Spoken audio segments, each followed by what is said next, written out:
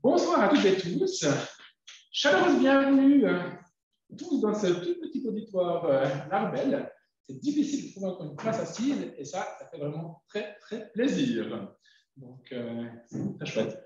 Tout encore plein de gens qui sont online, qui participent aussi à la conférence. Donc, c'est vraiment, ça fait chaud au cœur. Merci beaucoup. Donc, bienvenue à cette activité organisée par la Société vaudoise des sciences naturelles et par le MUS, je lise parce que ça a changé de nom, le Muséum cantonal des sciences naturelles. Pas mal, hein? En marge de l'exposition Kanga. Ce soir, on a le grand plaisir d'accueillir Christophe Pérez, qui a le plaisir de venir nous parler des aurores boréales et australes ce soir. Christophe avait fait des études de mesure physique à l'Université de Reims, en France, avant de passer dans différentes institutions pour de la médiation scientifique en France, en Suisse, dont les PFL.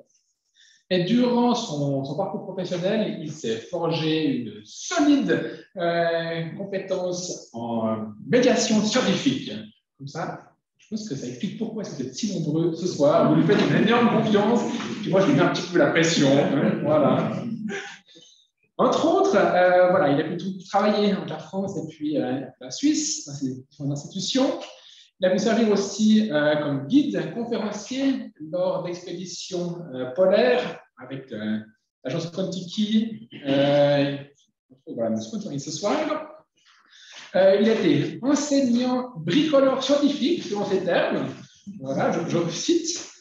Et puis tout récemment, il a pu lancer un cours sur justement les aurores boréales et australes à l'Université populaire de Lausanne de 3 jours. Donc, si jamais ça ne vous suffit pas aujourd'hui, la possibilité de poursuivre toutes ces informations à une autre occasion. Et puis, en marge de ces activités de conférencier et tout, il a pu également publier un livre sur les aurores boréales et australes. Il y a un exemplaire qui est ici à disposition pour les curieuses et les curieux. Voilà. C'est possible qu'il y ait quelques exemplaires en vente si jamais ça devait intéresser certaines personnes. C'est moi qui le dis, et puis c'est pas lui. Discrètement. Sur ces quelques mots d'introduction, la chaleureuse bienvenue, et puis merci beaucoup. Merci.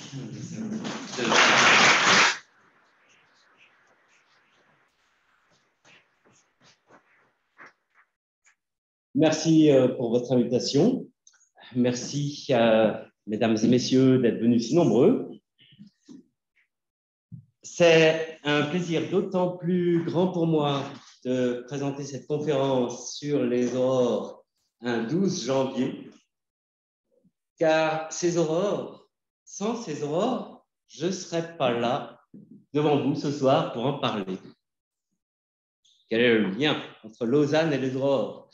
Il y a 15 ans, jour pour jour, je rencontrais pour la première fois ma femme. Bon anniversaire, chérie.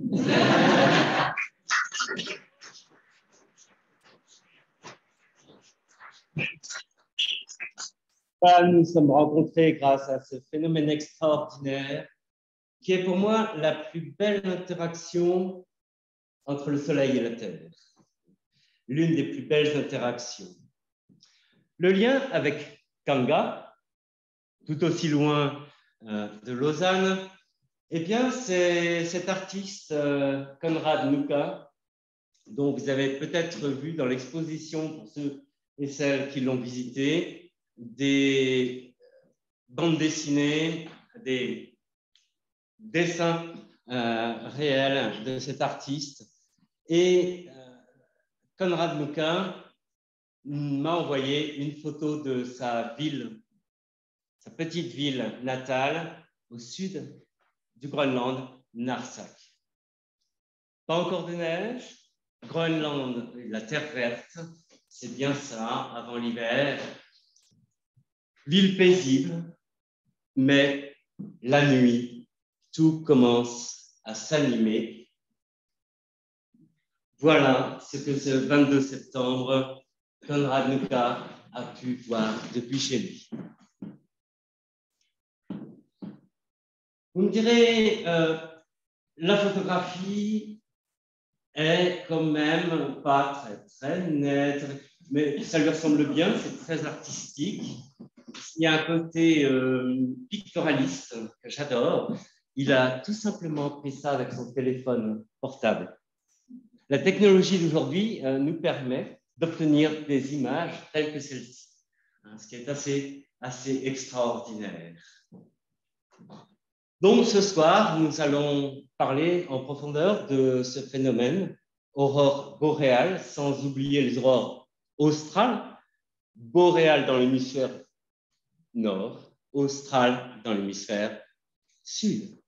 En général, on les appelle aurores polaires.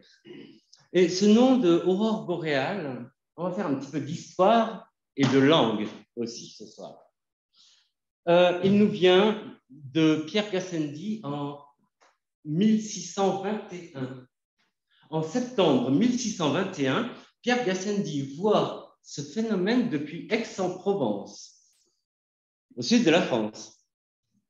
Et on n'avait pas de nom encore pour ce phénomène. Et puis on utilisait le latin pour les sciences. Aurora borealis. Voilà le nom qu'il lui donne. C'est la première fois qu'on lui donne un nom. Aurora, la déesse de la lumière, Boreas, le dieu du vent du nord. Aurora borealis traduit donc lumière du nord. Allez, un petit peu de langue. On fait, il y a beaucoup d'élèves là, à l'école, on fait de l'allemand. Hein. Comment va-t-on dire lumière du nord en allemand? Oui, j'ai entendu. Nordlicht. En anglais, il y a des anglophones. Northern Light. Un petit peu plus compliqué, est-ce qu'en russe, quelques-uns d'entre vous, je n'ai pas bien l'accent, Severnoye Sianieye. Mais ça veut dire encore une fois lumière du nord. Dans à peu près toutes les langues, sauf une ou deux, voire trois. En Kalaallit, en groenlandais, on dit Arsarnerit.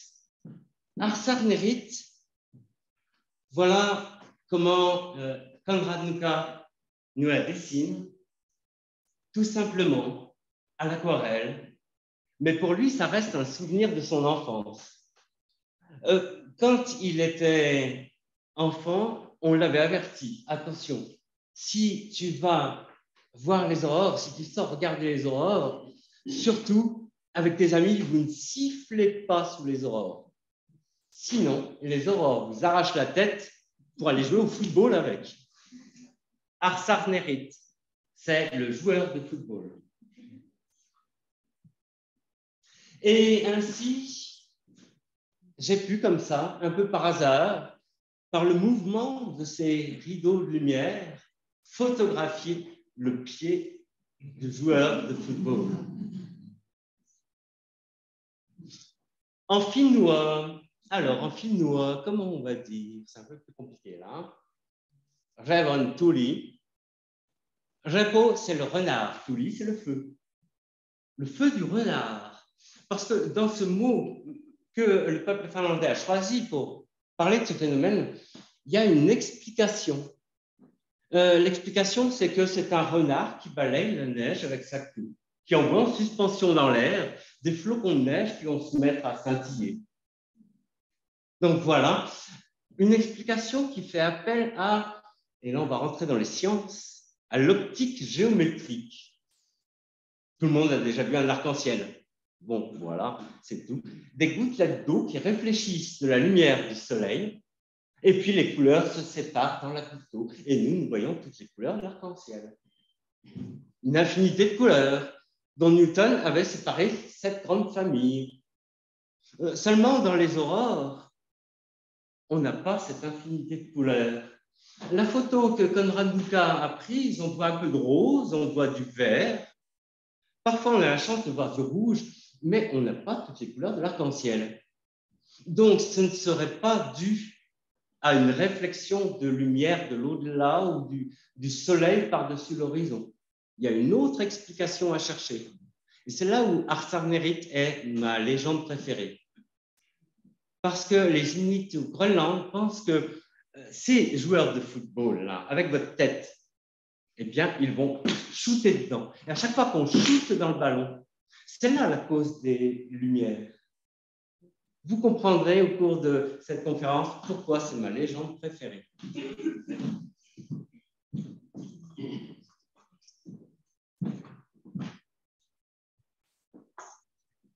Pleine lune, pas pleine lune, dans le choix d'un voyage, parfois, ça peut faire la différence. Mais si les aurores sont assez fortes, assez brillantes, ben là, au centre, vous avez la pleine lune. Ce rond blanc. Si elles sont assez fortes, on pourra quand même les distinguer. Donc, pleine lune ou pas pleine lune, ça ne change pas grand-chose.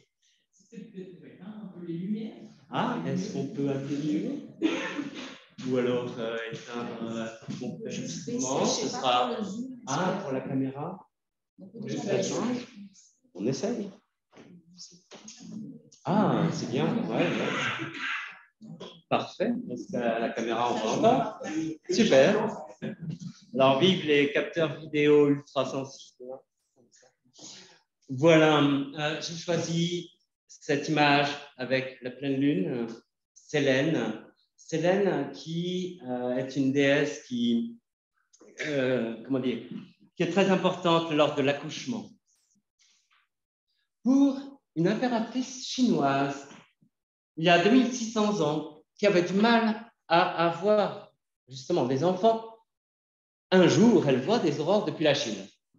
Quelques semaines après, elle tombe enceinte.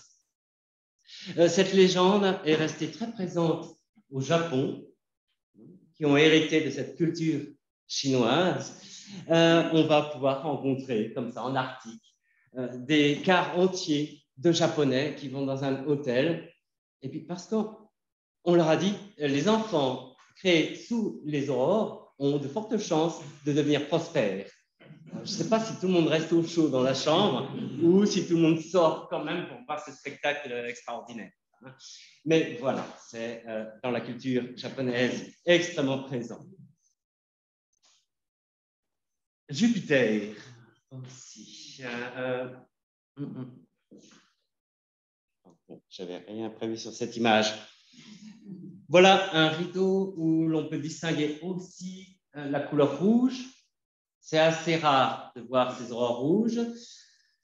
Ici, moi, j'aime bien y voir un escalier de glace. Encore une fois, pour les Inuits Groenland, eh bien, c'est un escalier qui mène au paradis céleste, un escalier fait en glace, mais la glace, déjà, ça glisse en pleine nuit, c'est encore plus dangereux. Heureusement, les âmes des sages, morts depuis longtemps, tiennent des torches pour éclairer l'escalier pour les nouveaux venus. On y voit l'apparition des aurores. Encore une fois, on pense à un phénomène d'optique géométrique, réflexion de lumière par un support matériel. Ce n'est pas encore ça. Ce n'est plus un pied. On y distingue comme une main qui vous avertit, mesdemoiselles, mesdames, si vous allez observer les aurores, surtout couvrez-vous la tête, sinon elles viennent vous attraper par les cheveux pour vous faire brûler là-haut. C'est une légende finlandaise. En Amérique du Nord, bien sûr, on va retrouver au Canada, chez les peuples autochtones, certaines légendes comme le danseur indien dans un Walt Disney, dans Frères des ours. On voit les âmes qui jouent avec les aurores. Les aurores permettent d'accéder au paradis. Et puis, lorsque les aurores sont très fortes, quand elles bougent très très vite, simplement, on l'interprète comme quoi les âmes des morts sont extrêmement heureuses tout là-haut.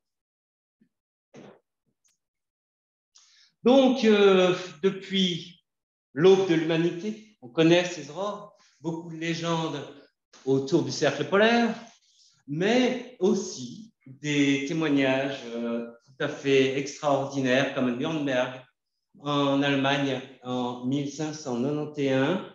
On dessine ça comme des flammes qui sortent de la voûte céleste. Certains pensaient encore que la voûte céleste était fermée et que des petits trous laissaient passer la lumière des étoiles. Alors, pour les aurores, on s'en accommodait en disant ce sont des gouffres encore plus importants qui s'étendent dans le ciel. Et puis, c'est un feu céleste qui passe par là. À droite, vous avez une représentation beaucoup plus réaliste. Nansen, cet explorateur, va pendant quelques années hiberner, d'ailleurs là au Groenland, et pendant son temps libre, puisque les hivers sont longs, il grave sur du bois et il fournit quelques images comme celle-ci, extrêmement connue. Les aurores avec 3 rideaux parallèles, des rideaux de lumière avec des raies lumineuses. Il prend le temps de dessiner tous ces petits traits. Ces petits traits, dans la réalité, représentent des raies lumineuses qui vont se repousser les unes des autres en accordéon, qui vont se mettre à vibrer et se déplacer tout le long du rideau. Cette machine, vous la connaissez, peut-être certains d'entre vous, vous l'avez vue en vrai, au musée d'histoire des sciences de la ville de Genève, une machine à reproduire les aurores boréales et australes, puisque là, on a les 2 pôles. Auguste Delarive, en 1860 et quelques, produit cette machine. Il était de bon ton de travailler sur l'électricité à l'époque. Et puis, avec... à chaque fois, son nom m'échappe, la foudre, les paratonnerres... merci. Benjamin Franklin va l'appuyer dans ses travaux. Alors, pour lui, cette sphère en bois, c'est la Terre. La Terre avec, ici, l'équateur. Et puis, vous avez la partie boréale, la partie australe de l'atmosphère. On voit passer quand même un barreau qui ressort au nord, au sud, un barreau de fer doux qui va canaliser un champ magnétique. Ce que je n'ai pas dit encore, c'est qu'à l'intérieur de la sphère, il y a un électroaimant. Électroaimant, champ magnétique. Le champ magnétique est accompagné vers l'extérieur. Il représente le champ magnétique terrestre. On en reparlera en détail plus tard. La théorie de Delarive, c'est que à l'équateur, à cause de la chaleur, les océans vont s'évaporer très facilement, emportant dans la haute atmosphère des sels qui vont être poussés par les vents vers le nord, vers le sud, et par accumulation de sels chargés électriquement, il y aurait des décharges électriques, donc près des pôles. Au musée, puisque voilà, on ne peut pas utiliser la pièce d'origine, il n'y a plus que 3 machines de Delarive dans le monde aujourd'hui, une à Paris, une à Rome, une à Genève. Ils ont reproduit un modèle et puis ils ont fait l'expérience. Dans ces cloches à verre, on retire quand même de l'air, parce que l'air n'est pas conducteur d'électricité, heureusement pour nous, sinon ça sortirait des prises électriques, ce serait l'enfer. Mais on baisse la pression, et puis lorsque la pression est suffisamment basse, l'électricité peut passer en cognant les quelques molécules d'azote, d'oxygène, pour la faire émettre de la lumière. Voilà, ça marche bien, sauf que la théorie de Delarive est complètement fausse. Mais l'expérience nous montre bien que oui, il y a des aurores boréales et australes. Bon, on va chercher donc l'explication un petit peu plus loin. Fin du 19e siècle, 1870, 80, eh bien, des explorateurs du Grand Nord qui cherchent par ailleurs le passage du Nord-Ouest vont commencer à cartographier ces aurores et puis nous donner des cartes un petit peu comme celle-ci. Une carte que l'on appelle l'ovale auroral, c'est à un instant donné. L'ovale auroral, c'est les endroits où l'on peut voir ces aurores avec 3 choses importantes sur cette carte. Vous avez déjà le côté jour et le côté nuit. Il y a plus d'aurores la nuit que le jour. Alors ça tombe très très bien parce qu'en plein jour, on ne peut pas les observer. Deuxième point, l'ovale auroral est creux. C'est-à-dire qu'il faut être au bon endroit pour observer les aurores. Des naturalistes français, Montesquieu et puis d'autres personnes, étaient allés en territoire sami, avaient vu des aurores boréales en direction du sud. Non, on dit aurora borealis, lumière du nord. C'est quand même curieux de les voir en plein sud. Ils étaient tout simplement à l'intérieur de l'ovale auroral. Troisième point, le plus important pour toute la compréhension, c'est que l'ovale auroral n'a pas son centre au pôle nord géographique, l'axe de rotation de la Terre, mais sur un autre point. Quel est ce point? C'est un pôle magnétique, exactement. Le pôle nord géomagnétique, et ça on sait depuis la fin du 19e siècle, que l'ovale auroral a son centre au pôle magnétique terrestre. Ça a été un des premiers indices pour comprendre l'apparition de ce phénomène. Il est directement lié à l'activité magnétique de la Terre. Voilà donc vos pourcentages de chances d'observer des aurores lorsqu'il y en a. C'est-à-dire que pour avoir un maximum de chance, on va aller alors en Europe du Nord, en territoire sami, Islande, sud du Groenland, comme chez Konrad Onnuka, qui habite à peu près là, voilà, où il y a mon pointeur. Grand Nord canadien, nord de l'Alaska, nord de la Sibérie. Voilà, si vous voulez partir en voyage, c'est là. Y a-t-il des chances d'observer des aurores depuis la Suisse? Il suffit de regarder la carte.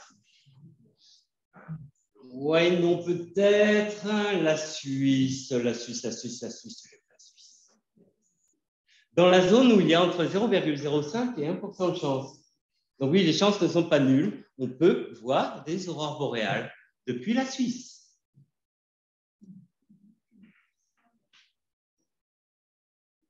Quelque part vers le col de la Faucille, cette personne, Robert Chalmar de Genève, pendant 25 minutes, a pu observer un voile assez diffus, mais quelques raies lumineuses qui apparaissent sur la photo. Sa photo a duré entre 30 secondes et 1 minute de pause, hein, quand même.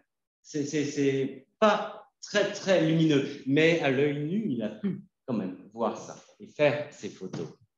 Que faisait-il dans un endroit perdu, sans pollution lumineuse, horizon nord, à cette heure-ci, à part observer le paysage, le ciel, déjà.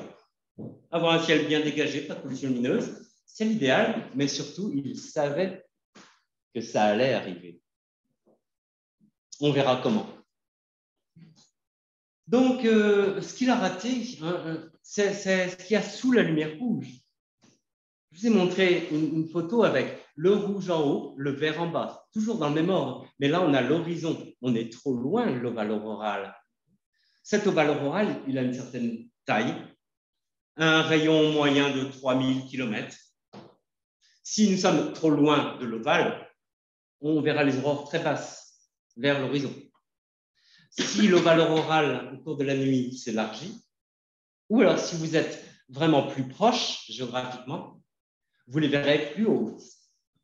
On arrive à distinguer maintenant des rideaux. Voilà, des draperies. Le vocabulaire revient toujours. Hein.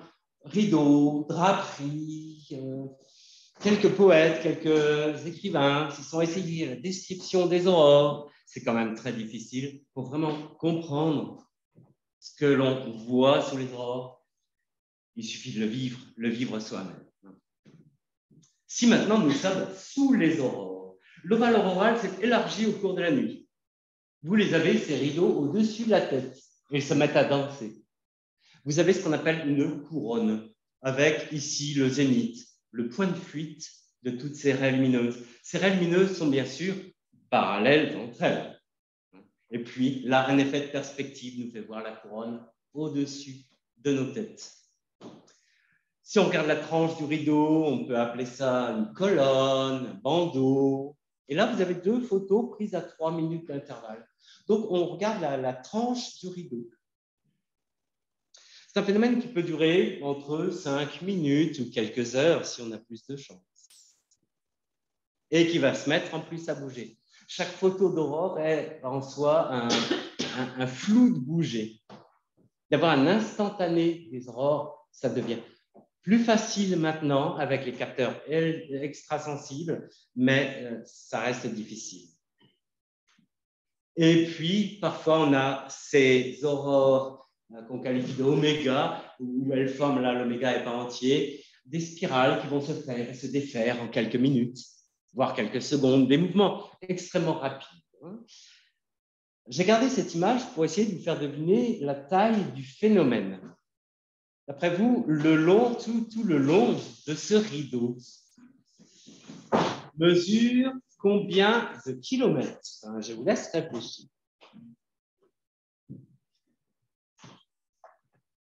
Du 100 000, 50, vous me dites.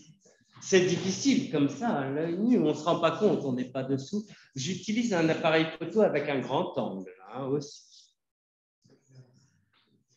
Si je vous dis un petit indice, l'épaisseur du verre, c'est une centaine de kilomètres. Et oui, c'est la chose la plus grande que l'on puisse observer depuis la Terre, à l'œil humain, comme ça. Quelque chose qui se passe dans notre atmosphère, je veux dire, pas notre galaxie, par exemple. Alors, on ne voit pas tout depuis la Terre, il y a toujours l'horizon qui cache des choses. Thomas Pesquet a eu de la chance, lui. Allez, une petite vidéo. Voilà, est-ce que ça part? Ah, elle ne veut pas, tiens. Hop. Non, pas forcément, elle est très lumineuse, mais je n'arrive pas à lancer la vidéo. Ce que je peux faire... non, elle est directement dans le PowerPoint et puis je peux sortir du diaporama. Il faut... Hop, là. Ah oui, OK. Est-ce qu'on pourra le reconnecter après? Je l'essaie. Est-ce qu'on regarde la vidéo? Est-ce que tout le monde est bien connecté encore? Pardon. Je suis allé un petit peu loin. On va refaire, ouais. Ouais. C'est moi de mettre la vidéo, on la met pause et puis on essaie de reconnecter. Ouais. Voilà. Elle est sur la 25. Bonsoir à toutes et à tous. Je ne vous ai pas vu encore. Essayons comme ça. Ouais. Et puis là, maintenant, on est sur... Voilà, oui. Allez.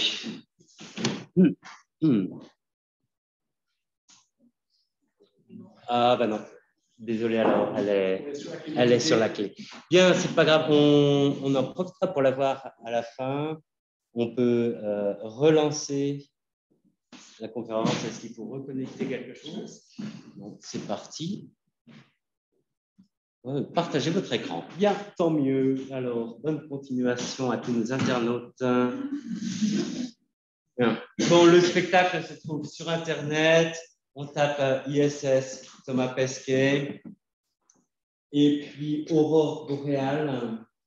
En fait, lui a traversé avec l'ISS et tous ses camarades, ses collègues, ils ont traversé la lumière rouge des aurores pour situer un peu l'altitude des aurores. La station est à 400 km d'altitude environ. On a une petite idée de où se situe le phénomène.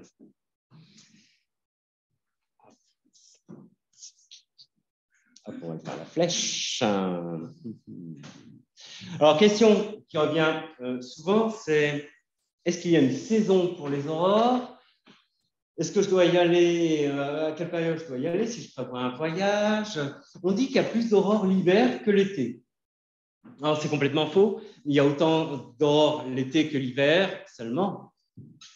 Eh bien, grâce à la rotation de la Terre, nous avons les saisons et donc la vie a été favorisée sur Terre grâce à ce phénomène des saisons, mais aussi, voilà un axe de rotation toujours incliné dans la même direction, puis il tourne un petit peu sur les mêmes après, on ne rentrera pas dans les détails, mais ce qui fait que l'hiver, les nuits sont beaucoup plus longues. Donc, pour observer les aurores en plein été, lorsque le soleil ne se couche pas du tout en Arctique, eh bien, c'est impossible de les voir.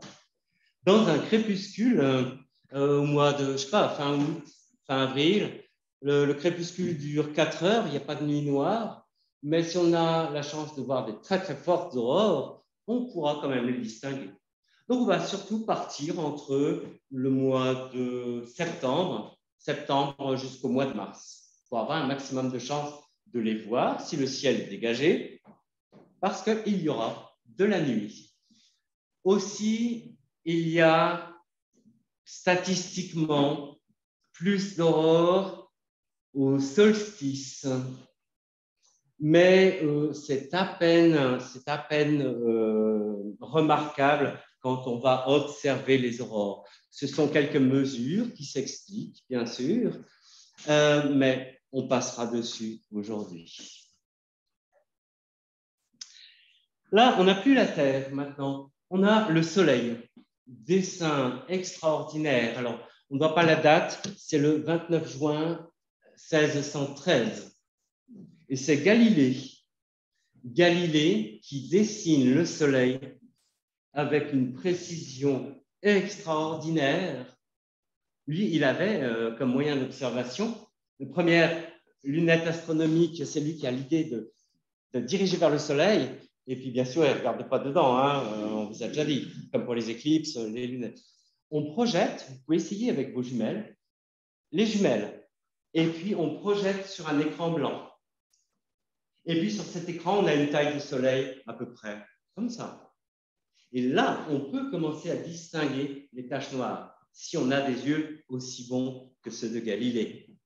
Pour les connaisseurs de ces images, vous vous rendez compte des détails quand même extrêmement précis de ces taches noires. Donc Galilée, historiquement, tout le mérite lui revient d'avoir découvert les taches noires solaires. Ce n'est pas le premier à les avoir découvertes. Quelques années avant lui, il y a plusieurs personnes, un prêtre, un mathématicien, en 1610, Johann Fabricius, par exemple, en 1611, qui les ont déjà observés. Mais si tout le mérite revient à Galilée, c'est qu'il a eu le courage de publier ses dessins. Et oui, à l'époque, on fait attention à ce qu'on dit. Copernic en a fait les frais. Donc, voilà, 1613, on remarque avec précision les taches noires solaires. Voilà, aujourd'hui, les taches noires solaires, il y en a quelques-unes remarquables. Tout de même, dans le coucher de soleil, on pourrait les deviner. En projetant avec une paire de jumelles, on pourrait les voir distinctement. Mais je vous ai gardé une image plus impressionnante. C'était un groupe de taches noires le plus important qu'on ait observé depuis 30 ans. Ce 29 mars 2001. Alors, pourquoi tout à coup je vous parle des taches noires solaires, on est parti de la Terre, il n'y a plus les aurores, il n'y a plus... Eh bien, si. L'image d'avant, 29 mars 2001. Le 1er avril, ce n'est pas un poisson d'avril, hein, j'ai vu la photo, elle est vraie. Depuis Nice, on observait les aurores. Ah ouais. Et puis ça, ouais. Merci. Ok. Ben, c'est ça qui ne fonctionne plus, mais c'est pas grave. À l'ancienne. J'ai encore des doigts. Merci. Donc, oui, ces taches noires solaires sont liées aux aurores, ou les aurores sont liées aux taches noires. Oui, un photographe ethnologue danois, Trombolt, qui part en territoire sami, observer les aurores, faire des photos, faire de l'ethnographie. Lui a la très bonne idée, et c'est le premier à faire ça, de compter le nombre de jours avec les aurores, ici sur la courbe en trait plein, et le comptage des taches noires en pointillés. Et les deux courbes, oui, elles se suivent. Lorsqu'il y a beaucoup de taches noires sur le Soleil, il y a aussi beaucoup d'aurores. Donc voilà l'un des premiers indices. On est dans les années 1880. En 1733, Jacques Orthus de Meyran avait écrit un traité sur les aurores boréales. En 1733, il avait juste l'idée que les aurores étaient une prolongation de l'atmosphère du Soleil. Il n'a pas réussi à le prouver, bien sûr, mais on commence à se rapprocher du lien entre Soleil et aurore. Ce que l'on peut remarquer depuis que l'on compte les taches noires, depuis Galilée en 1613, jusque dans les années 2000 sur cette courbe, c'est que ce phénomène d'apparition des taches noires est périodique et cyclique, avec un cycle d'environ 11 ans. Donc tous les 11 ans, il y a un maximum de chances de voir des aurores. Ça se précise pour le choix de la date de voyage. Il y a quand même une petite anomalie sur la carte, sur le graphique. De 1650 à 1700, c'est pas qu'on oublie de compter les taches noires. On surveille. Rien. Pas de taches noires. Ça correspond à un minimum aussi de température sur Terre. Le minimum de Maunder, une mini période glaciaire. Est-ce que l'activité solaire et le climat terrestre sont directement reliés? Scientifiquement, on n'a pas fait le lien encore entre le minimum de Maunder et le climat. Bien, donc, aujourd'hui, ce qui nous intéresse pour les prochaines observations, le 25e cycle solaire. On dit 25e parce qu'à partir de ce minimum, il y a eu un commencement avec une observation régulière, un comptage régulier. On en arrive au 25e cycle. Et le 25e cycle, ici, des prévisions en rouge, la courbe lisse, et puis les points noirs, l'observation réelle. On est au-delà des prévisions. Nous nous approchons d'un maximum solaire, d'activité solaire. Ça veut dire, quand on va voir les aurores, c'est quasiment tous les soirs, toutes les nuits. Quasiment. En cas de minimum, eh bien, on peut en voir quand même. Il faut de la chance. Ça fait 25 ans que je vais voir ces aurores. À chaque fois, 1 semaine, 2 semaines maximum. J'ai toujours eu de la chance. Voilà. Que vous dire d'autre? En cas de minimum, en cas de maximum, c'est une question de chance. On peut avoir un ciel couvert en plein maximum et ne pas voir ces aurores, ou alors voir des nuages tout verts quand on prend la photo. Et là, ça devient frustrant parce qu'on se dit que derrière les nuages, il y a le plus beau du spectacle. Donc voilà, le cycle solaire, on ne sait pas encore l'expliquer. On ne sait pas encore vraiment à quoi il est dû ce cycle de 11 ans. En tout cas, il existe. C'est encore un des mystères. Aussi, le champ magnétique solaire s'inverse tous les 11 ans. Ces phénomènes étant liés. Et il y a beaucoup de dollars qui sont investis dans toutes ces missions pour aller au plus près du Soleil, pour aller essayer de mesurer des choses nouvelles, faire des découvertes. Cette science solaire est en pleine expansion et au fur et à mesure, on commence à avoir des éléments de réponse. Ces taches noires solaires, elles sont à la base de ce qu'on appelle des éruptions. Éruptions solaires, on voit sur la droite, alors les éruptions, elles sont là où il y a les taches blanches. Et puis, il y a les protubérances. Les protubérances partent des zones d'éruption.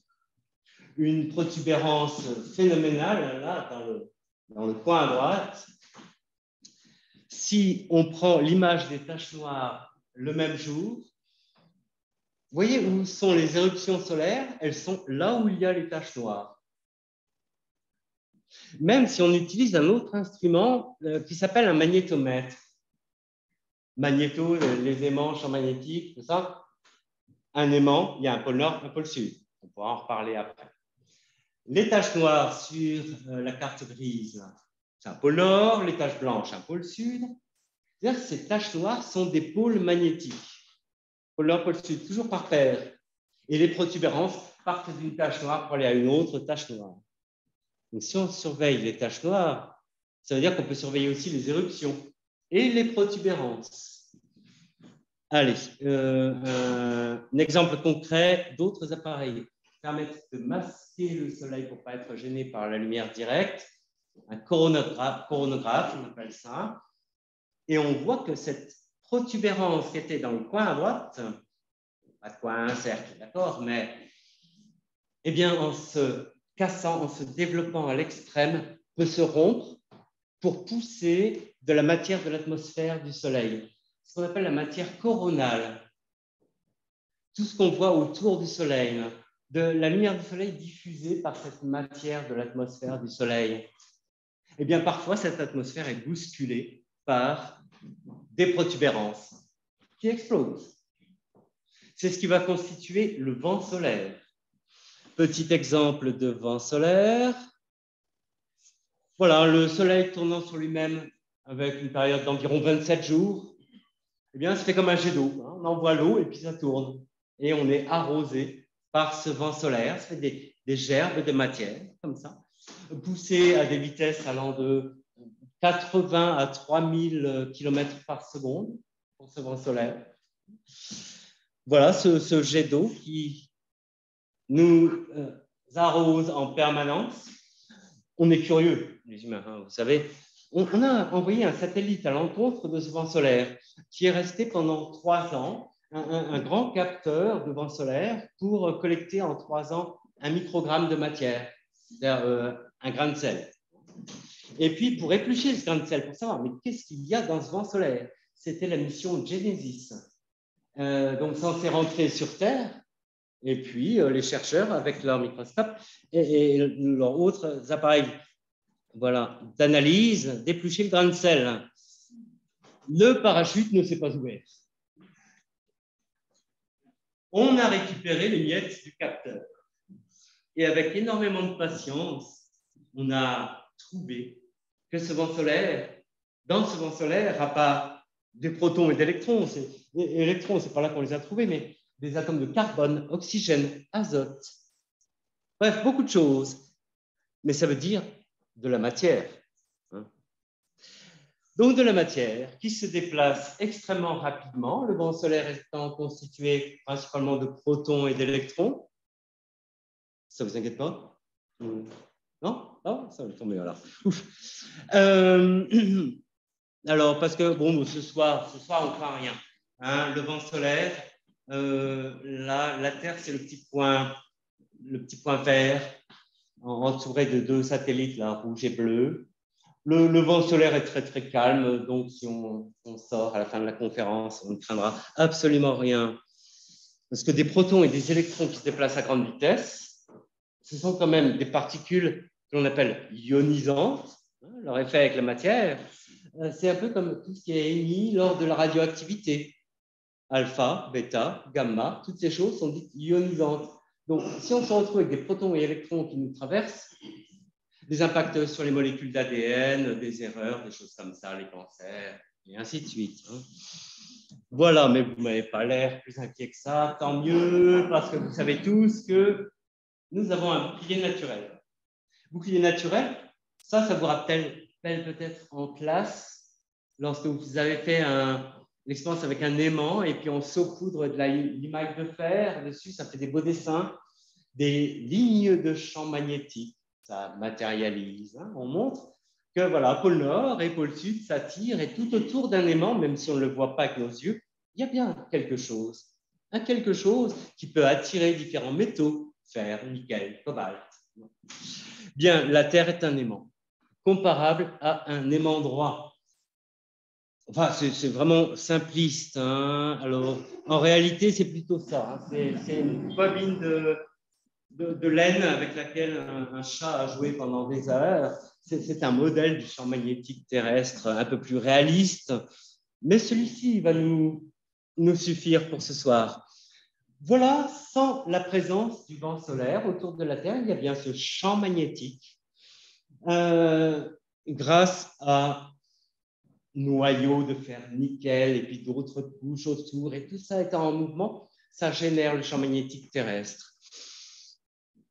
Mais ce serait compter sans le vent solaire. Quand le vent solaire arrive ici par la gauche, je dirais on dessine toujours dans le même sens. Quelqu'un m'a fait remarquer la dernière fois, mais pourquoi le soleil est toujours à gauche? Voilà, c'est une convention. J'aurais dû aujourd'hui inverser l'image pour vous désorienter un peu. Bon, le soleil est toujours à gauche. Le vent solaire arrive. Et puis ce vent solaire, fait de particules électriques en mouvement, il porte son propre champ magnétique. Deuxièmement, ça tire ou se repousse. Il y a interaction entre les deux. Alors, le vent solaire arrivant par la gauche va écraser les lignes de champ magnétique terrestre. Voilà un petit peu à quoi cela ressemble. Pourquoi les électrons et les protons du vent solaire, symbolisés par les flèches vertes, ne traversent pas les lignes de champ? Parce que c'est impossible. Expérience. Un tube à faisceau électronique. C'est-à-dire qu'à gauche, vous avez l'anode, là d'où part la cathode, là d'où partent les électrons. Ils sont accélérés par une tension de 10 000 volts. Et puis on voit un faisceau vert, c'est un écran phosphorescent, fluorescent. On voit le passage des électrons. Et puis là, j'apporte un aimant, peut-être reconnu, hein, un bout rouge pour le nord, et puis l'autre le sud. Et on voit que les électrons se comportent d'une certaine manière, suivant pôle nord ou pôle sud. Ils sont déviés. Vous aviez ce genre d'appareil à la maison, non? Comment on avait ça? Je ne sais pas pourquoi je montre là. Oui, vous aviez un canon électronique, là, et puis avec des aimants, vous amusez pôle nord, pôle sud, comme ça à l'horizontale, et puis à la verticale, il fallait être deux hein, pour manipuler tout ça, puis étaler tout ça sur un écran.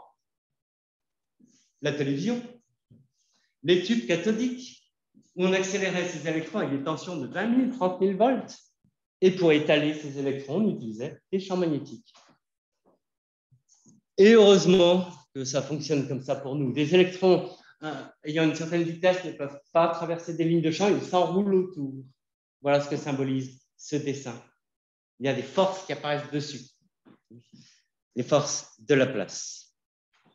Bien, donc, ouf, on est toujours là pour en parler, mais certains, il faut bien expliquer les aurores polaires. Elles sont liées au vent solaire. Ni des fausses, parce que on pensait que dans ces cornets polaires magnétiques, ces entonnoirs à vent solaire, le vent solaire allait être canalisé pour provoquer les aurores, mais il y a un petit détail qui ne joue pas. Je vous laisse réfléchir, il y a quelque chose de pas logique dessus. Le soleil est toujours à gauche. Hein. Il y aurait donc plus d'aurores le jour que la nuit. Or, depuis la fin du 19e siècle, on sait que c'est l'inverse. Il y a plus d'aurores la nuit que le jour. Il a fallu revoir les théories. Après les années 1950, eh bien, on va inventer des expériences pour aller fouiller là-haut. On se rend compte que ce vent solaire n'a pas assez d'énergie, de la vitesse, d'énergie cinétique pour continuer dans l'atmosphère et provoquer les aurores. Il va continuer derrière la Terre. Derrière la Terre, ce que l'on appelle la queue magnétosphérique. Donc, encore une fois, il a fallu inventer une expérience pour vérifier ça. La théorie étant que le vent solaire passe de part et d'autre de la Terre et emporte avec lui les lignes de champ pour former la queue magnétosphérique. Mais ce vent solaire est plus ou moins dense. Il y a comme une espèce de pression magnétique qui va déformer les lignes bleues, les lignes de champ magnétique. Les déformer tellement. Alors, ce que je n'ai pas dit, c'est que les petites flèches jaunes ce sont les particules du vent solaire prisonnières des lignes de champ, celles qui tournent en tire-bouchon. Et à certains endroits, la pression est telle que les lignes de champ qui viennent du nord de la Terre et du sud eh bien, vont se rejoindre en certains points. Il y a des pincements magnétiques, ce qu'on appelle des reconnexions, qui vont même aller jusqu'à se casser. Et avec comme un effet ressort, vont accélérer des particules du vent solaire prisonnières en direction de la Terre, mais cette fois, bien côté nuit. L'ESA a envoyé la mission Cluster, 4 satellites positionnés au sommet des tétraèdres pour définir un espace de mesure, un volume de mesure. Et puis, ils sont allés voir dans cette queue magnétosphérique, aux endroits où on pensait qu'il y avait ces reconnexions. Et voilà un petit schéma, un résultat de recherche de l'ESA de 2005. Il y a bien ces pincements magnétiques, on en est sûr, on est allé voir. Et puis là, tous les amis qui m'appellent en 2007 seulement, ils me disent « Ah, t'as vu, la NASA, elle a envoyé des satellites, on sait à quoi sont dues les aurores. » Je dis « Bah oui, mais on le sait, nous les Européens, depuis 2 ans déjà. » Bon, chacun son mode de communication, mais la NASA est très très forte pour ça. Ils communiquent très très bien. Donc, l'autre mission, c'est la mission Thémis. On ajoute un petit détail à Thémis, c'est qu'en Alaska, on pose des caméras plein ciel. Et entre les reconnexions que l'on observe derrière la Terre et l'apparition des aurores, il se passe environ 96 secondes. Oui, c'est extrêmement rapide pour parcourir 120 000 km environ. Mais voilà, on en est sûr, il y a bien corrélation entre ces aurores. Alors, tiens, j'ai peut-être une petite image là. Voilà les caméras plein ciel au-dessus du Canada et de l'Alaska, quand elles s'activent toutes, lorsque la mission Thémis dit attention, hop, reconnexion, et puis tout ça étant automatisé, on a des cartes du ciel plein sur le nord du Canada. Bien, bien. Allez, dernier bouclier. C'est tant bien que mal, ces particules. Elles ont réussi à revenir vers nous. Mais il nous reste ce bouclier de matière, notre atmosphère. Voilà une composition approximative, mais qui va nous intéresser ce soir, de l'atmosphère terrestre. Nous respirons des molécules d'azote, 78%, molécules d'oxygène, 21%, et puis plein d'autres cochonneries. Et plus on monte, moins il y a d'air. Il reste les molécules d'azote, N2, jusqu'à environ 100 km. Puis après les 100 km, il n'y a plus que des atomes d'oxygène, puis jusqu'à 500 km. De l'oxygène, mais de moins en moins. La densité de l'oxygène est de plus en plus faible. Il y en a de moins en moins. Puis après, il reste le plus léger. L'atmosphère de la Terre s'étant constituée par gravité, le plus léger hydrogène, tout en haut, H, sous forme d'atome, une molécule H2. Voilà donc un bouclier de matière. Et c'est là que Arsène Nerit va pouvoir nous expliquer. Quand on cogne de la matière avec des électrons, petite expérience, voilà. Un tube, ça aussi, vous avez ça chez vous. Peut-être c'est moins volumineux, moins compliqué, mais vous avez ça chez vous aussi. Un tube de verre, il y a un gaz dedans. Et puis, on y fait circuler des électrons, et puis ça fait de la lumière. Voilà. Les tubes fluorescents, à économie d'énergie, on les appelle. Voilà, quand on cogne. Alors, petite parenthèse, quand même pour rassurer nos connaissances scientifiques, on dit un atome, en gros, c'est un modèle simpliste, mais il permet d'expliquer des choses. En rouge et bleu, c'est le noyau, des protons, des neutrons, et puis autour gravitent entre guillemets, j'aime pas ce mot-là, mais sont présents des électrons, des nuages d'électrons, une probabilité de chance d'être là ou là ou là. Et surtout, ce qui est important dans ce schéma, c'est qu'ils sont sur des étages. Ici, nous sommes au 5e étage. Mais entre les étages, entre ici et la place de la Riponne, entre les étages, il y a le 1, le 2, le 3, le 4, le 5, mais entre les étages, il n'y a pas d'autres étages.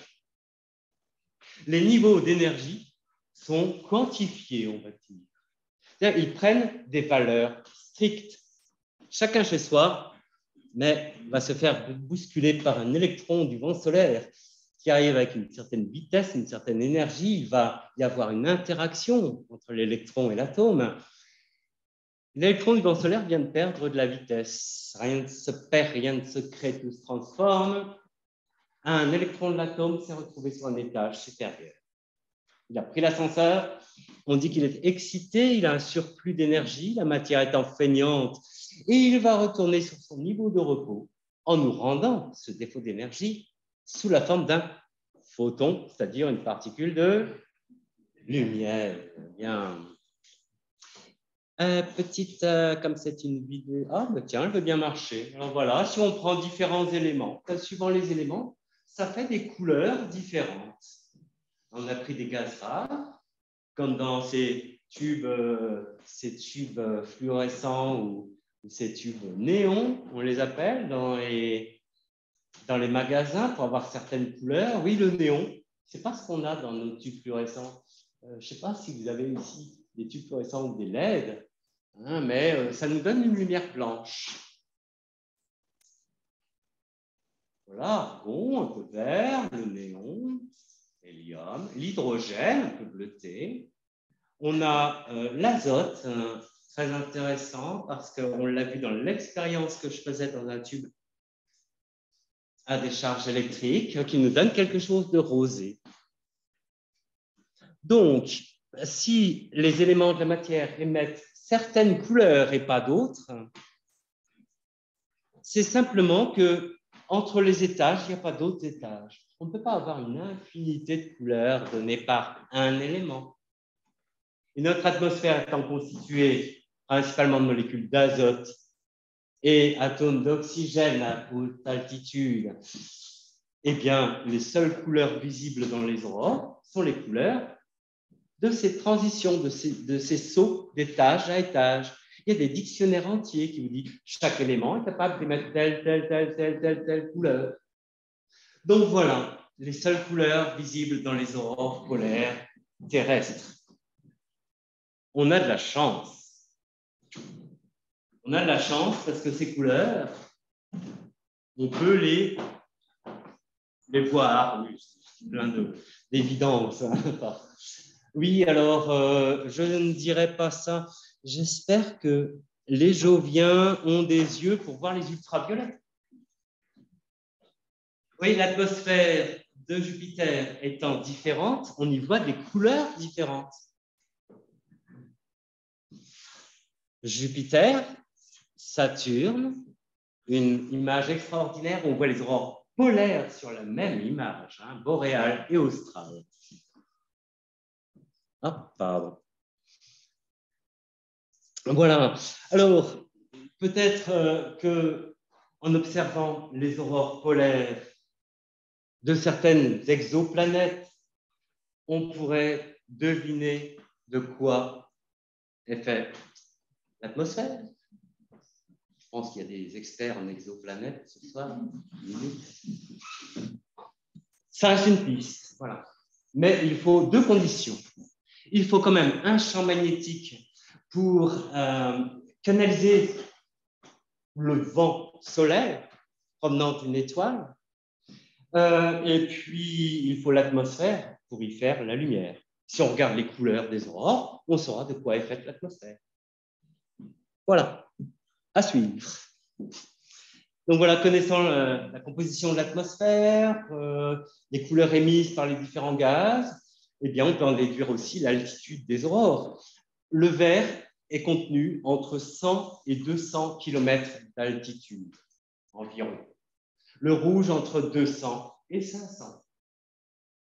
Lorsque le vent solaire est plus énergétique, il descend en dessous des 100 km jusqu'à 70 environ, et là rencontre les molécules d'azote. Et c'est là où on a les aurores les plus extraordinaires, les plus lumineuses, les plus rapides, des boules de lumière rose qui défilent tout le long du rideau vert. Mais là, 70 km, ça commence à se rapprocher dangereusement de nous. Mais rassurez-vous, il y a encore beaucoup de matière en dessous. Notre atmosphère étant contenue principalement entre 0 et et combien 10 ou un peu plus. La couche d'ozone à 20-30. Ouais, ça se passe encore au-delà. Il y a de la marge. Il y a de la marge, mais les couches que peut atteindre le vent solaire, ce sont des couches qu'on utilise en communication radio, par exemple. Ce sont des bons miroirs à ondes radio. Si la Terre était plate, il n'y en aurait pas besoin.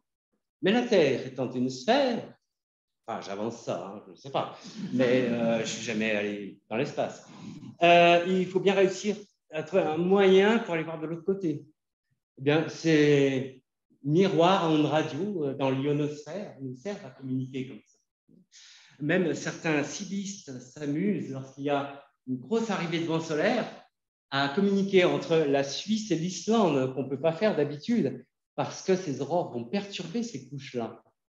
Donc, c'est un défi qu'ils se fixent lorsqu'ils savent qu'il y a une grosse arrivée de vent solaire, communiquer par la Sibie avec l'Islande. Et puis là, vous avez peut-être eu le temps de lire un petit peu tout ce qui se trouve dans ce bilan des perturbations liées aux aurores. Certains satellites, puisque la densité de l'ionosphère va augmenter, il y aura plus de matière, ténue, mais quand même plus. Ils vont être freinés, certains vont perdre de l'altitude, alors il faut corriger la trajectoire pour les remettre à la bonne altitude. Des erreurs dans les ordinateurs, dans les mémoires d'ordinateurs, certaines particules du vent solaire, dont les protons, d'ailleurs, qui sont extrêmement rares, les aurores à protons, vont créer des erreurs dans les mémoires. Il faut reprogrammer, certains satellites sont reprogrammés tous les mois.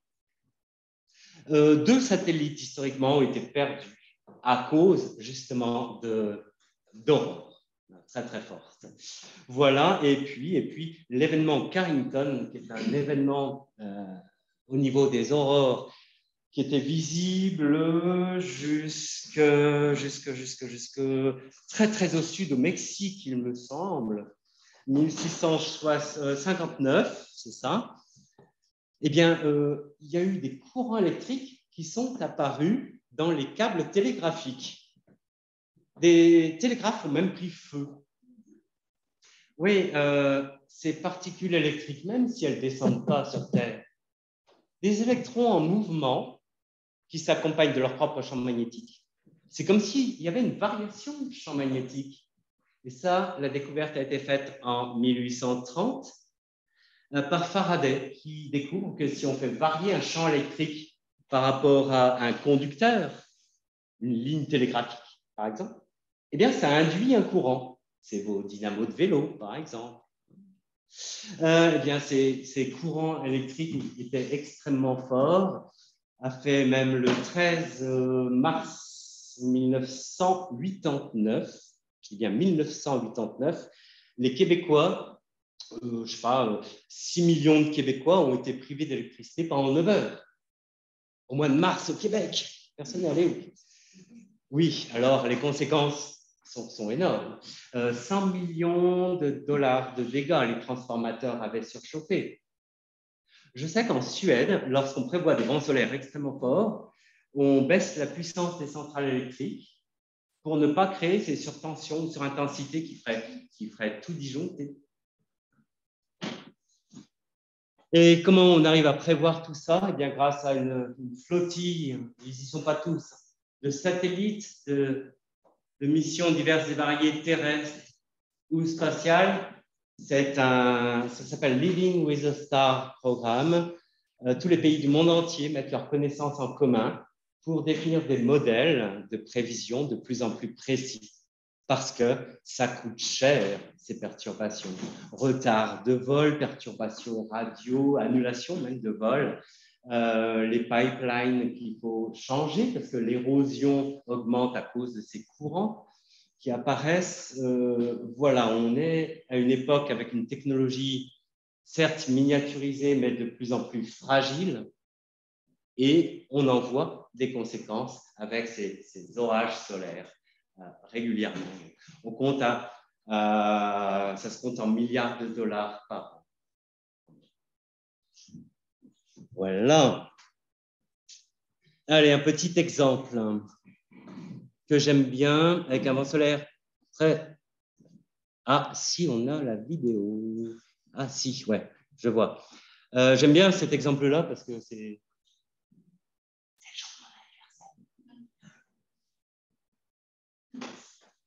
Un vent solaire extrêmement dense qui percute même la caméra du satellite SOHO. Ce sont tous ces petits points blancs qui apparaissent. Le capteur s'est saturé en électricité, puis a disjoncté automatiquement pour se protéger. Après, il y avait un système pour le désaturer en électricité. Mais voilà, départ de vent solaire le 24 septembre 2001. Conséquence, un jour après, depuis Nice, encore une fois, les aurores étaient visibles. Plein nord, on ne peut pas se tromper d'entre l'aube et le crépuscule. On reconnaît l'étoile polaire qui est au nord. Si on projette, on trouve la direction du nord à la verticale. C'est celle qui est fixe autour de laquelle les autres semblent tourner. Mais cette personne n'a pas eu la chance de voir derrière l'horizon. Ah, j'ai eu la chance. 4 heures d'observation, de 23 heures à 3 heures du matin. Ce ne sont pas des vacances, l'observation des aurores. Des dizaines de rideaux parallèles qui se sont succédés, toutes les couleurs possibles et inimaginables. Alors, la diapositive originale a des couleurs plus vraies. Il y a une zone très, très claire. Sur la diapo, on voit blanc. Il y a de la lumière verte superposée à de la lumière rouge, superposée à la lumière bleue qui vient de l'hydrogène. On avait, voilà, par superposition de couleurs, tout ce qui était possible de voir. Alors, bon, moi j'étais en vacances, c'était une chance, il faisait beau ce jour-là. Mais la personne qui a pris la photo depuis Nice, encore une fois, elle savait. Lorsque des électrons sont accélérés sous une certaine tension en volts, déjà, je devrais vous prévenir, il n'y a plus personne qui a son tube cathodique à la maison, sa vieille télé. Nous, on en a encore une, mais on ne la branche plus. Je ne sais pas si vous vous souvenez, dans mon tube à faisceau électronique, il y avait un petit autocollant. Peut-être certains ont fait attention. C'est marqué « Attention, risque de rayonnement ionisant », le petit logo radioactif. Quand on accélère des électrons, ils émettent des rayons X. De 10 000 volts, là, je ne craignais rien. Mais passé un certain voltage, comme dans vos télévisions, il y avait émission de rayons X. Et tout ça a été calculé. C'est-à-dire que les constructeurs prévoyaient pour que, à plus de 30 cm de votre écran de télé, ouais, comme ça, les rayons X représentent la radioactivité naturelle. C'est pour ça qu'on vous disait quand vous étiez enfant, regarde pas la télévision trop près, ça va faire irradier. Voilà donc, en mesurant les rayons X au départ du vent solaire, donc au départ du Soleil, on peut calculer la vitesse acquise et donc le nombre de jours que le vent solaire va mettre pour provoquer les aurores, plus ou moins fortes. Dans la gamme C, les gammes à droite de rayons X, A, B, C, M, X, dans la gamme C, des aurores entre 3 et 4 jours après, elles seront jolies, mais l'ovale auroral sera moyen. Dans la gamme M, c'est mieux. 2 jours après, un ovale auroral plus large, mais il y a encore mieux. Dans la gamme X, c'est 1 jour après. Comme cette éruption, ce vent solaire du 24 septembre. Voilà. 1 jour après, un ovale auroral très large, visible depuis Nice, par exemple. Donc voilà ce qu'on surveille quand on est sur place, mais ça reste que des prévisions. Que des prévisions. Ah oui, tiens, j'avais l'événement du Québec en 89 en lien avec ça. Voilà, donc c'est pour ça aussi qu'on surveille et puis on prévoit de l'essence pour les groupes électrogènes, toutes les mesures de sécurité voilà, dont on a besoin. Puis on a des prévisions à 30 minutes, telles que celle-ci. Il y a plein d'applications maintenant. J'en ai aucune à vous recommander en tête, j'en utilise pas personnellement, mais il y a des applications qui vont vous donner des alertes aux aurores. elles utilisent toutes des modèles de prédiction comme ceci. Ça vaut ce que ça vaut, ça reste des statistiques. Hein. Là, c'est le système Ovation, un système américain développé entre la NASA et puis la NOAA. Voilà. Et puis moi, ce que j'aime bien regarder, par contre, c'est du réel. Anders Celsius, un Suédois, en 1741, se promenait sous les aurores avec sa boussole. Je ne sais pas encore pourquoi. Hein. Il avait sa boussole, puis il regardait la boussole au lieu de regarder les aurores. Bon. Il avait une suspicion de quelque chose.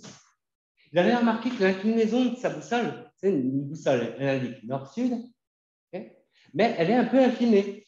À l'équateur magnétique, il n'y a pas d'inclinaison. Plus on se rapproche du pôle nord magnétique ou du pôle sud magnétique, elle est inclinée. Et puis lui, vous voyez que l'inclinaison variait. Et puis il a réitéré son observation. À chaque fois, sous les aurores, l'inclinaison de la boussole change. Et on a déduit que ces aurores seraient peut-être dues à des poussières magnétiques qui viendraient par frottement échauffer, voire enflammer l'atmosphère. Voilà, 1741, la théorie d'Anders Celsius. Celui qui a inventé la chaleur aussi, parce qu'à force d'observer dehors. Donc, moi, j'aime bien regarder ça, parce que s'il fait moins 30, moins 40 dehors, on ne va pas rester des heures à attendre les aurores. Et là, c'est du temps réel. On se branche sur un magnétomètre à côté, pas trop loin. On regarde comment varie ici la courbe bleue, la composante verticale du champ magnétique. Et puis, si ça monte en flèche, c'est qu'il est temps de s'habiller parce que c'est en train d'arriver déjà. Donc ça, c'est vraiment du temps réel, ce n'est pas des prévisions. Et c'est le seul outil que j'utilise pour, voilà, s'il fait trop froid dehors. Et puis, toutes sortes de calculs vont justement tenir compte de cette activité magnétique et il y a certains indices. Le KP, c'est un calcul assez complexe que je ne connais pas, mais il traduit l'activité magnétique ajoutée à celle de la Terre quand il y a ces aurores, ces arrivées de particules électriques. KP9, c'est lorsqu'il y a des aurores de KP9, depuis la Suisse, on peut les observer à l'horizon nord.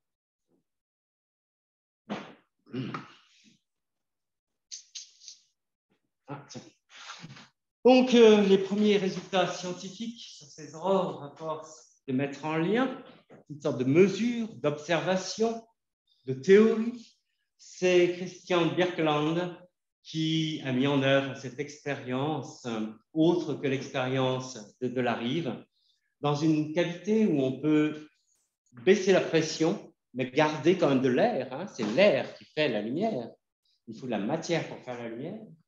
Eh bien, il met en commun toutes les connaissances pour avoir ce modèle qui explique les aurores polaires. Donc, 1895, à gauche, visible dans un musée à Oslo, à droite, à Tromsø. C'est un modèle qui est actif, hein, moderne. Mais voilà, on a bien les ovales boréales, australes, avec leur centre sur le champ magnétique. À l'intérieur, il y a un électroaimant. Hein. Et en fonction de l'arrivée de particules plus ou moins conséquentes, on peut faire varier l'ovale auroral. Voilà donc 1895, on a la première explication sur l'apparition des aurores.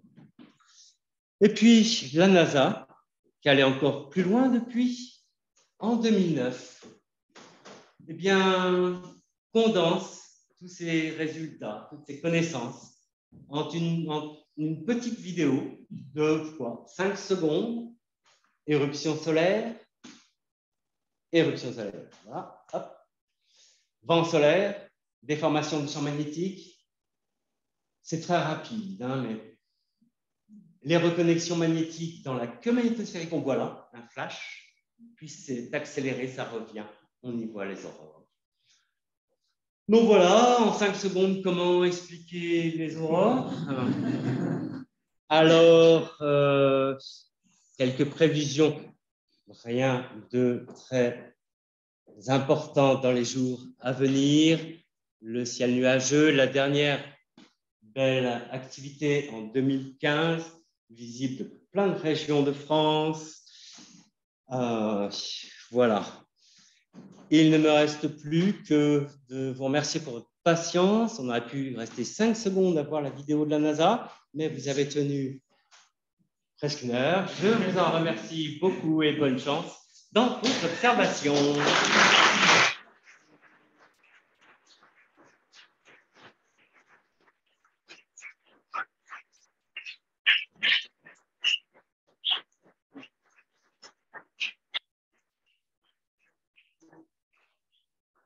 Oui, alors. Merci beaucoup, Christophe, pour cette présentation complète. On a dépassé un petit peu le temps qui était imparti. Je ne sais pas si certaines personnes doivent vite s'échapper pour aller prendre un train ou comme ça. Sinon, on enchaîne directement avec les questions. Les personnes qui sont online aussi, il y a moyen de poser directement vos questions en rebranchant votre micro et en le réunion après. Ou autrement, via le chat, c'est aussi possible. Et puis, moi, je peux les poser à Christophe.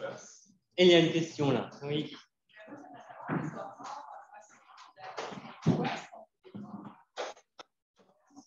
Alors, les australes, on en parle. Ah oui, alors pour les aurores australes, d'où est-ce que l'on peut les voir, les observer? On en voit depuis la Tasmanie, depuis Melbourne, on en a photographié. Le résultat, c'est un petit peu comme depuis Nice. Voilà, c'est tout ce que l'on voit depuis l'Australie. Et puis, si on en parle peu, si vous regardez un globe, vous allez voir que le cercle polaire arctique est quand même très habité. Le cercle polaire antarctique, il n'y a pas grand-chose. Les seuls chanceux, ce sont les scientifiques qui sont en Antarctique, en mission, et qui, maintenant, dans leur bagage, mettent des appareils photo, et on a de plus en plus de photos qui viennent de l'Antarctique, d'aurore australe. Donc voilà, pour la Tasmanie, l'Australie, il faut quand même beaucoup de chance. La Nouvelle-Zélande, le sud de la Nouvelle-Zélande. Mais on ne va pas voir les rideaux en plein ciel. Généralement, on voit donc au-dessus de l'océan et on arrive à voir quand même les aurores vertes. Hein. On voit vert et rouge au-dessus de l'océan. Mais vraiment très, très long. Je n'ai pas d'archives là. Alors si, sur ma clé USB, peut-être on va brancher. Peut-être qu'on prendra le temps de vous montrer la vidéo de Thomas Pesquet qui est extraordinaire. Mais voilà, pour les aurores australes, même depuis Ushuaia, on n'arrive pas. Voilà. Merci pour votre présentation. Vous avez mentionné donc qu'on ne peut pas voir les aurores du jour, mais est-ce qu'on peut les enregistrer? Les enregistrer. Alors, est-ce qu'on peut enregistrer les aurores de jour? Vous voulez dire en vidéo, photo?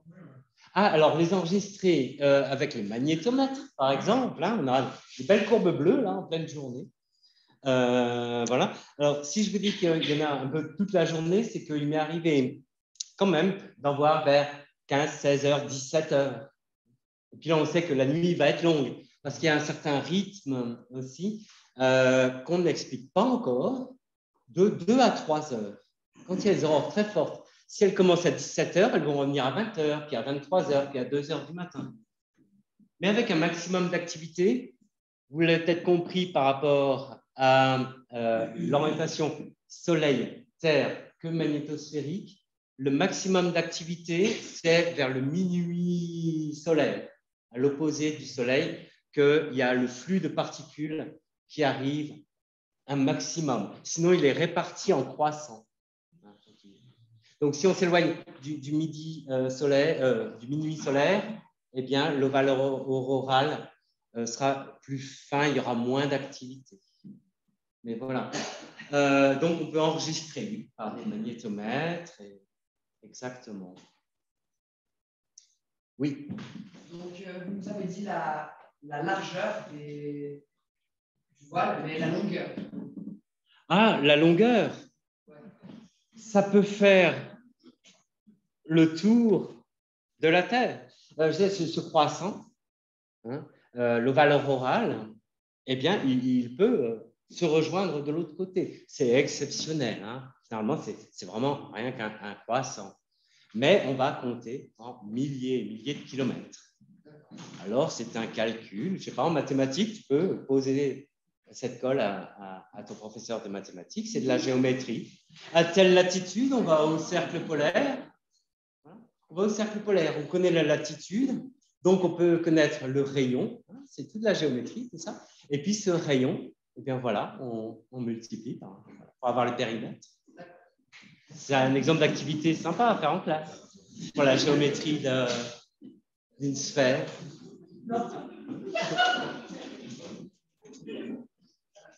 Une question dans le chat qui demande pour les champs magnétiques solaires s'inversent tous les 11 ans. Comment cela se fait-il? Alors, comment cela se fait que les champs magnétiques solaires s'inversent tous les 11 ans? On ne sait pas, en fait. Mais c'est ça qui est intéressant, c'est qu'il reste encore énormément à découvrir. C'est pour ça qu'il y a sans cesse des nouvelles missions. Les dernières, c'était Solar Orbiter et puis une autre, avec des appareils suisses d'ailleurs, hein, made in Switzerland, très précis. Bref, qui se sont rapprochés du Soleil. Et puis, on a des nouveaux résultats sur des questions qu'on se posait sur le vent solaire. Comment il se forme, ce vent solaire, avec des sursauts dans le vent solaire qu'on a détectés rien qu'en se rapprochant du Soleil. Je crois que cette mission est arrivée. Alors, c'est Parker Solar. Voilà, j'ai retrouvé. Parker Solar qui s'est rapproché jusqu'à 6 millions de kilomètres, quelque chose comme ça. Et puis, de toutes ces mesures, eh bien, on commence à en tirer des nouveaux résultats. Alors, quant à l'inversion du champ magnétique solaire, ça, pour l'instant, je n'ai rien lu dessus. L'inversion des pôles solaires. Hein. Ah, alors là, on parle des pôles du Soleil, parce que le Soleil lui-même est un aimant, mais beaucoup plus actif que le nôtre. Et vous avez raison, la Terre a ce champ magnétique qui s'inverse sur des périodes très longues. Ce n'est pas non plus périodique régulier, hein. Mais c'est un sujet que je n'ai pas détaillé. C'est bien qu'il vienne en question, je vous remercie. Ce pôle magnétique autour duquel il y a l'ovale auroral, le pôle magnétique bouge.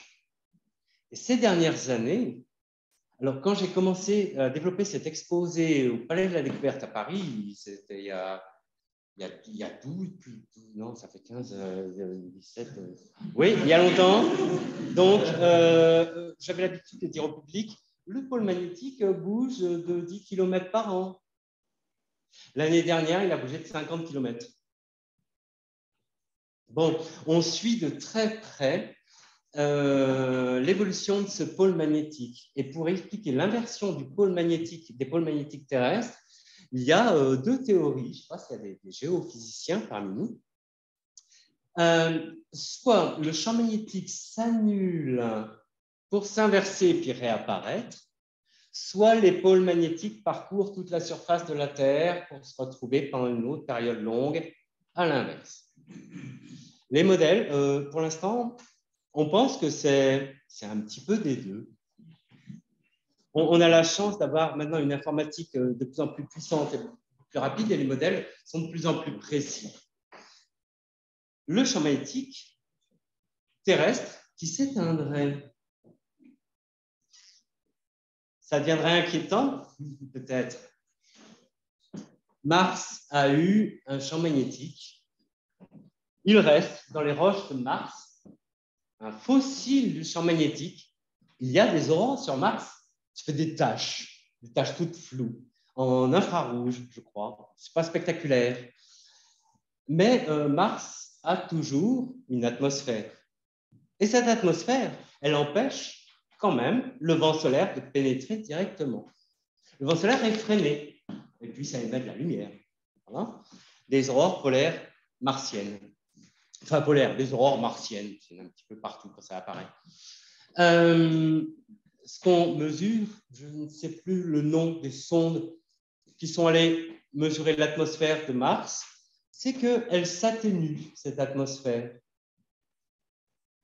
emportée par le vent solaire. Le vent solaire est en train de balayer l'atmosphère de Mars, mais c'est sur des centaines de milliers d'années.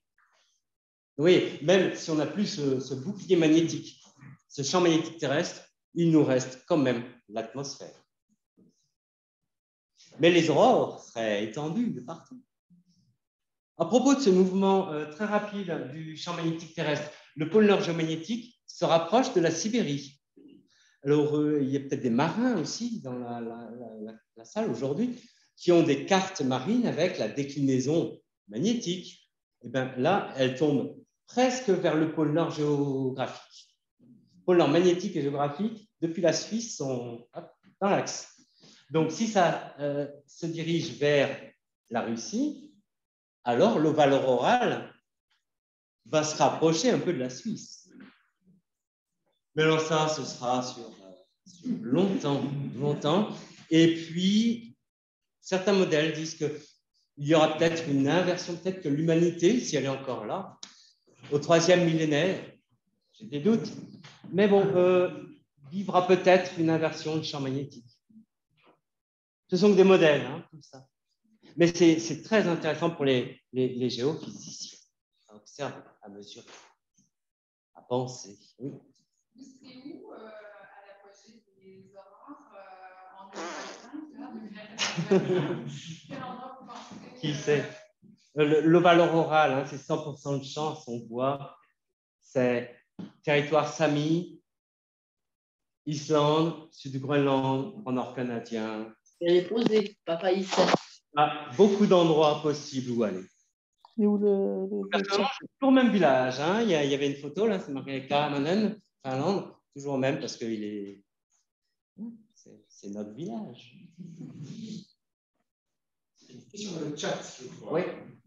Mais je crois que la personne va la poser directement. Oui, je vous écoute.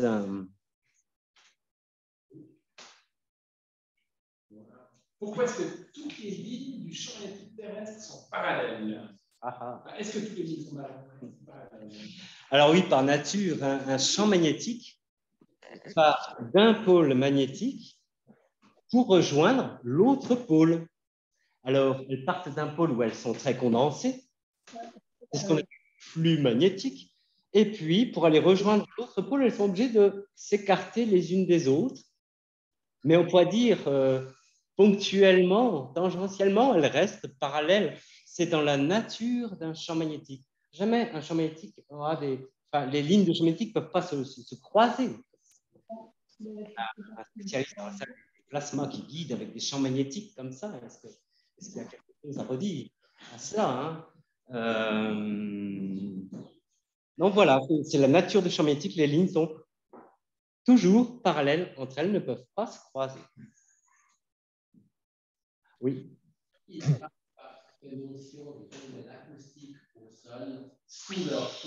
C'est vrai, j'ai totalement oublié d'en parler.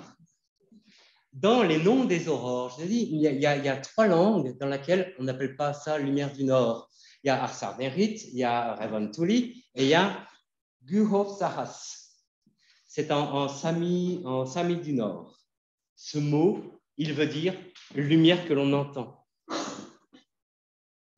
Parce que en territoire Sami, ou alors même au Groenland, il faudrait que je demande à Konrad Nuka, est-ce qu'il a des gens qui lui ont déjà raconté avoir entendu les aurores? Il y a énormément de témoignages. Il m'est arrivé d'entendre comme des claquements, mais vous êtes par moins 30, entouré de forêts, de glace et tout, il se passe tellement de choses dans la matière, au sol, qu'on ne sait pas vraiment ce qu'on entend. Les témoignages parlent de chointement, de grésillement, un peu de sifflement. Et c'est toujours les mêmes mots qui reviennent, comme dans la description, hein, draperie, rideau. Il y a des études sérieuses par des Finlandais. La dernière, c'est que c'est quand même mouvement d'électrons. Quand on perturbe des électrons, eh bien, il y a une perturbation de ce qui les accompagne, champ électrique et champ magnétique. C'est la lumière, c'est une onde électromagnétique et qui se déplace à la vitesse de la lumière. Donc, ces ondes, ce serait dans les basses fréquences radio, se déplaceraient jusqu'au niveau du sol à la vitesse de la lumière, parce que pour un son audible, 100 km d'altitude, à 330 mètres par seconde, il faut du temps avant qu'on entende. Or, les descriptions, c'est vraiment quand il y a les aurores, on entend un son. Donc, ces ondes radio induiraient au niveau du sol, comme ça, des vibrations dans certains matériaux. On parlait même dans l'oreille interne de perturbations, d'induction, mais ça, je ne sais pas. Voilà, les dernières suppositions, c'était ça. Mais c'est une question quand même qui anime beaucoup de monde. C'est est-ce qu'on entend quelque chose? Voilà, et puis, comme Ranuka, il ne faut pas siffler sous les aurores parce que risque de nous arriver des bricoles. Alors, il y a une interaction entre les deux parce que certains ont témoigné de sons sous les aurores. Merci alors de cette question. Et puis, oui. Sur l'avant-dernière diapositive, là. Ah oui. Alors, 2015. Ah, celle-ci. Ah, attendez, non, qu'est-ce qu'on passe? Ah non, pardon. C'est le site que je regarde pour collecter toutes les données que je peux vous montrer, comme le soleil, comme comment est-ce qu'on peut accéder en direct? Ça, c'est une adresse. Comment vous faites pour montrer quelque chose? Ça, c'est un site, si vous êtes curieux, que vous pouvez regarder, spacweather.com. Ce sont des données libres de droit que moi j'utilise. Tout, c'est la NOAA, l'organisme voilà, officiel de surveillance de l'atmosphère. Et puis, on y trouve énormément d'informations. Et puis, à partir de ça, je me fais mes propres statistiques, mes propres prévisions. Et sur ce site, vous avez tout ce qui concerne notre ciel. Voilà, par exemple, la comète. Il y a toujours un petit commentaire sur le soleil, vent solaire, les rayons X mesurés lors des dernières éruptions, le comptage à gauche des taches solaires. Voilà, vous voyez que là, c'est le nombre de jours sans taches solaires. Sans taches noires, ben, il y en a eu 0 jusqu'ici en 2023. En 2022, il n'y a eu qu'un seul jour. Et puis, il y a quand même certaines années où il n'y a pas, ou presque pas, de taches noires solaires. Vous avez des photos, alors, si, voilà, des photos récapitulatives sur ces taches noires. Le soleil fait un tour sur lui-même en 27 jours. S'il y a un gros groupe de taches noires qui donne de très, très belles aurores, on peut deviner, et espérer du moins, que ce groupe de taches noires sera présent 27 jours après pour avoir aussi des aurores extraordinaires. C'est arrivé plusieurs fois. Hein. Voilà, vous avez des galeries photos diverses et variées. Vous en avez une avec justement des photos d'aurore. On peut y retrouver des photos d'aurore australe lorsqu'il y en a. Voilà, vous avez tout un panel de partage d'images. Et c'est comme ça qu'on sait un petit peu où la météo était bonne ou pas bonne quand on ne voit pas de témoignages de certains endroits. Là, pour les australes, ben, ils sont en plein été. Alors, je ne vois pas d'aurore australe. Bon, les couleurs sont un petit peu flashy. Si vous voyez des aurores, souvent les témoignages, c'est « Oui, mais moi, je n'ai pas vu toutes ces couleurs. J'ai vu un voile blanc. Même, ça a bougé quand même, hein, mais c'était blanc. » Il y a plusieurs aspects entre l'œil et le cerveau. Soit il n'y a pas assez de lumière et les cellules capables de détecter les couleurs ne sont pas réveillées. Il y a les bâtonnets qui voient en noir et blanc, nous font voir un voile blanc. Ou alors, quand il y a beaucoup plus de lumière, les cônes se réveillent, envoient l'information au cerveau, mais le cerveau ne les croit pas forcément à savoir de qui ça vient, de la cellule verte, rouge ou bleue. Ou... Là, le cerveau va nous faire voir quelque chose quand même de blanc. Parce que dans le fond du ciel noir, vous n'aurez qu'une seule lumière. Et le cerveau a du mal à faire le lien entre, voilà, fond noir, une lumière, et elle est verte. Et donc, on a du mal à voir vert. Par contre, lorsqu'il y a du rouge qui apparaît ou du rose, là, par comparaison, le cerveau va vous les faire voir. Mais un appareil photo, lui, il est objectif. Ah, sans faire des jeux de mots. Et il enregistre les vraies couleurs. Et un bon photographe va, comme par exemple, celle-ci, j'aime bien parce que le vert n'est pas poussé au maximum. Et ce rose-là, vous l'avez vraiment à l'œil nu. Donc, un bon photographe d'aurore qui va vraiment en faire quelque chose ne va pas pousser les couleurs, ne va pas saturer les couleurs. Alors, il n'y a pas Ryan. Non. Il est où, Ryan? Au-dessus? Où ça? Oui, on parle de Ryan, parce que Ryan, c'est un ami qui observe sans arrêt. Hélas, au-dessus de chez lui, puisqu'il a une webcam pour nous montrer les aurores en direct, au-dessus de chez lui, à Utsjoki, à la frontière norvégienne et finlandaise, le ciel est complètement couvert, donc je ne lui ai même pas demandé si on pouvait se mettre en connexion. Voilà, lui a toujours des couleurs simples, c'est un photographe professionnel. Voilà, elle était toute simple, un seul rideau, mais avec du rouge au-dessus du vert.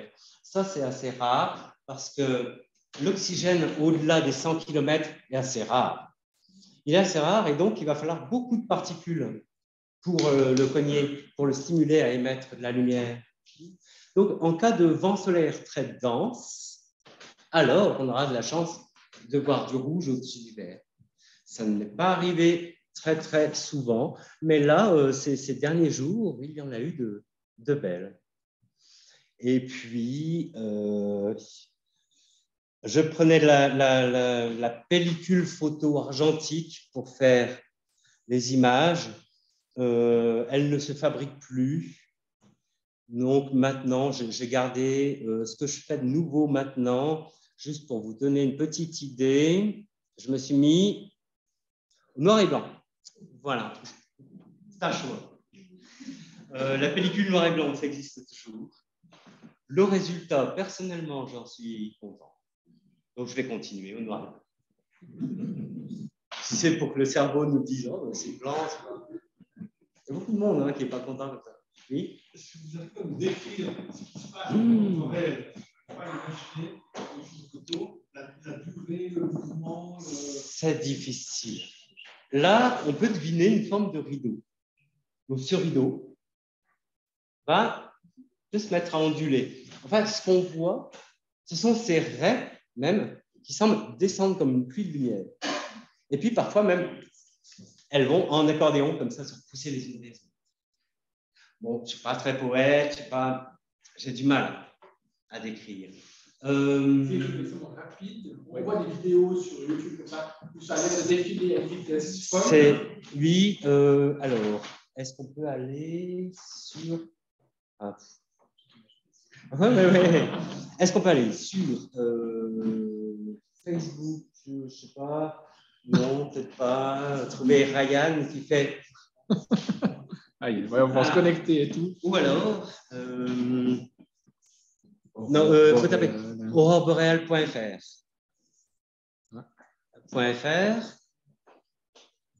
Il y a le premier, historiquement, qui a réussi à filmer les aurores qui bougent en vitesse réelle. Ah ben voilà, vers les aurores. Je vous conseille d'acheter ce film. C'est devenu un ami depuis, il est venu à Lausanne, on a fait une conférence ensemble.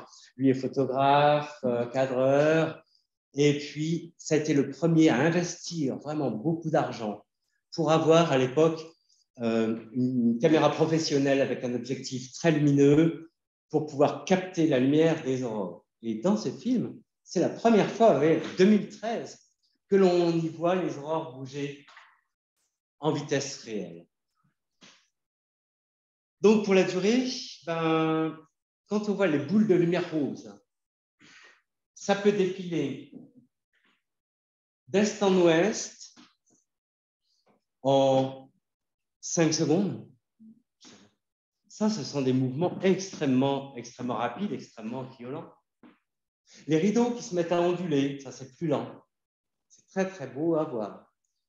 Et c'est ça qu'on aime quand on connaît les aurores, et puis qu'on y retourne, et retourne, et retourne, et retourne.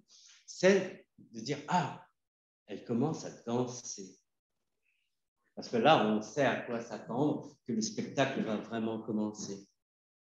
Quant aux couronnes, eh bien, parfois, j'ai eu l'impression que c'était des flammes vertes et roses qui allaient tomber dessus. Et la réaction qu'on a, c'est pas une peur ancestrale, c'est l'incompréhension totale. Ça occupe toute la voûte céleste. Et il m'est arrivé d'être avec des Japonais au même instant. Et là, c'est toute l'expressivité des Japonais. Secours, et qui courent partout. Et on retombe en enfance à se dire, waouh, ça, c'est génial à voir. Mais il y a comme cette espèce de, oui, comme une angoisse un peu, parce qu'on ne sait pas la taille que ça va prendre. Donc, ça va occuper toute la voûte céleste. On se dit, mais jusqu'où ça peut aller? Donc voilà, c'est au niveau émotionnel quelque chose de très, très fort aussi. Quand elles sont, bien sûr, très, très violentes. Ça peut représenter un clair de lune, un clair de pleine lune. Il y a un adage en Finlande, on peut lire le journal à la lumière des aurores. Je ne sais pas pourquoi on lirait le journal alors que le spectacle est au-dessus, mais voilà, c'est comme l'aigle qui est capable de lire le journal à 3 km d'altitude. Oui. Il y a trop de matière, et plus on descend, et voilà, ça les freine. Et la question associée à ça, pourquoi les aurores ne descendent pas plus bas, c'est aussi, mais que font les électrons une fois qu'ils sont arrivés en bas? Ils ont perdu de la vitesse, ils ont été freinés, et bien après, ils repartent. Ils repartent dans l'autre sens. Et c'est Christian Birkeland, en 1895, qui a décrit tous ces courants électriques qui viennent de la queue magnétosphérique, ça se déverse, et hop, ça s'inverse, et ça revient. Et on appelle depuis on appelle ça les courants de Birkeland. Mais ils sont arrêtés, il y a trop de matière. Voilà, merci. Les aurores, on a toujours une réactivité. On a l'impression que le ciel n'est jamais complètement noir. Il reste toujours comme s'il y avait des nuages. Sur le feu, il y a entièrement voilà. Alors, après les aurores, on voit comme un ciel clair, des taches diffuses qui vont apparaître et disparaître tout doucement. Si on fait une photo, en effet, on verra tout vert. Ça annonce que l'activité est bien finie. Donc, ce sont des grandes taches diffuses. Notre regard a du mal à les fixer. On voit de la lumière dans notre champ de vision. Et puis là, c'est la limite de détection de la lumière pour notre œil. Et c'est très frustrant parce qu'on voit cette tache de lumière, mais un instant, tout de suite après, il n'y est plus, mais elle est à côté, puis elle est à côté, puis elle est à côté. C'est juste, voilà, comme vous disiez, on peut utiliser le mot de rémanence, des électrons qui sont les derniers à circuler par là. C'est une lumière, oui, extrêmement faible, mais quand on a passé la nuit, on en veut toujours plus. Est-ce qu'on reste encore 1 heure, 2 heures? Et puis on voit ces taches floues. Ça nous est arrivé en se disant, bon, bah, c'est l'heure d'aller se coucher. Voilà, c'est la fin. Et c'est très, très diffus dans le ciel. Au niveau des courants de Birkeland et tout ça, je ne vois pas comment ça peut s'expliquer. La matière se désexcite, un surplus, et pourtant, non, on pourrait mettre la lumière verte, c'est très rapide, contrairement à la lumière rouge. Mais bon, voilà, pour l'instant, je n'ai pas une explication rationnelle physique précise. Oui. Alors, est-ce que le spectacle est continu ou par passage? C'est par passage. sauf la fois mémorable pour mon anniversaire, où pendant les 4 heures, ça n'a pas arrêté. Mais ça devenait plus fort, c'est un petit peu, mais tout de suite, ça reprenait. Quand je dis tout de suite, c'est dans les 5 minutes qui suivent. Donc, oui. Ou alors, on envoie une très, très forte. Puis, elle dure que 5 minutes. 2 heures après, ça revient très, très fort. Mais encore une fois, elle ne dure que très peu de temps, 10 minutes. Et c'est tout. Donc, il n'y a pas de règle pour ça. Donc après, il faut de la patience, puis aller surveiller tous les quarts d'heure. On va regarder l'état du ciel. Est-ce qu'il s'est découvert? Est-ce que les aurores sont là? On voit une aurore diffuse en plein nord. Ah, on croise les doigts, l'ovale auroral va s'élargir et puis va arriver au-dessus de nos têtes. Mais voilà, c'est voilà, de la patience à les attendre. Voilà, comme là, dans ce film, en attendant les aurores. Ils font une chasse aux aurores mémorable en Islande avec la météo hyper capricieuse d'Islande. Voilà, est-ce que ça... Oui. Est-ce que vous avez des références? Vous parliez de voyage à tout à l'heure. Ah, alors, il y a mes collègues de Kentucky qui ont laissé des catalogues, là. Et puis... Alors, voilà, on peut... Oui. Après, je peux répondre à vos questions ici. On va, s'il n'y a pas d'autres questions précises. Dernière question peut-être. Historique, scientifique, mythologique. Non, je profite. Alors, ouais, tout à l'heure, oui. Voilà. Super. Je te laisse. Très bien. La parole. Je profite. Voilà. Et puis, celle-là est utile. Comme ça, j'ai tout. Maintenant, je dis à tout le monde, on fait un voyage en se disant, on va aller voir les aurores. Il ne faut pas y aller exprès parce qu'on est déçus. Il faut y aller, c'est tout, et découvrir le pays, la culture, les choses comme ça. Et les aurores sont toujours la cerise sur le gâteau. Voilà. Merci énormément, Christophe, pour ces présentations. La réponse.